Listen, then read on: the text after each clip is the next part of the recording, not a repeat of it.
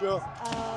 So congratulations for the excellent results for the junior, Great Britain's junior team. Thank you. So how was the preparation this year? Preparation this year, I mean, first of all, they're a great bunch of kids. They're all friends out of the dojo as well, which always helps. In the lead up to this, the main thing I think we tried was to make sure they're training with the adults. So rather than just being stuck in a group of 6 or 8 of them, they could train with a wider range of skill and heights and weights, and not just kind of get stuck in their own little bubble. Okay. Plus, kind of helps that a lot of their own senpai are on the adult team or at least train with the squad. So, if nothing else, that's one thing I'd like to keep on moving forward, is keeping them as a whole group and not just a separate entity. Mm-hmm. Okay. So you were the national team yourself a couple of years ago.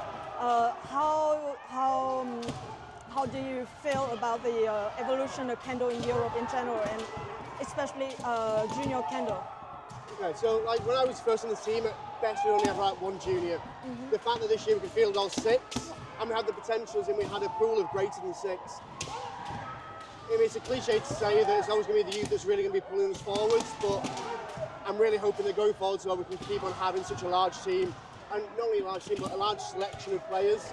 And I think as we start to find players, and maybe my generation older, their kids are now moving up as well, and pushing those with grey hairs a little bit further away. Okay, so just talking about that, do you have any specific or some kind of special plan to keep the junior, like to get to the adult team and so on? Okay, so I mean, I think more dojos need to be a bit more open to taking on juniors. It can be hard, and especially in a dojo, you've only got 1 junior to keep them going. We're quite lucky, for instance, in my dojo in Manchester, we're quite lucky that we have a couple of juniors and they can bounce off each other. But it's that understanding of how to teach kids and not just keep it to an older man level. And for that, I think most associations need to help either financially or advertising or some kind of way that make kids feel involved, rather than just being the one lone junior in a dojo full of old men.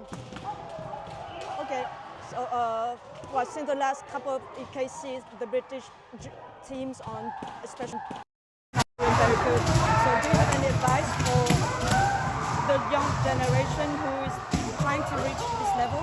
So for juniors moving forwards, first of all, please seek out national training.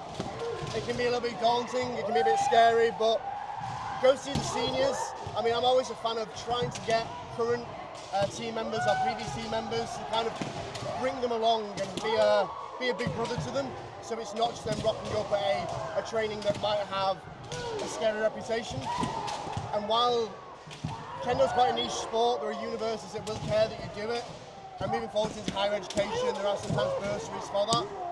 So pestering your parents, convincing them Kendo is worth the extra time, and knowing that you'll get to travel around, meet and get to hit with sticks people from other countries, and the fact that I can go to events like this and see friends from 10, 15 years ago and still know them now, that's going to be really important in the future, especially when you want to travel, knowing that you have friends you can go visit, sometimes couches you can crash on, and getting the contacts to go to other countries.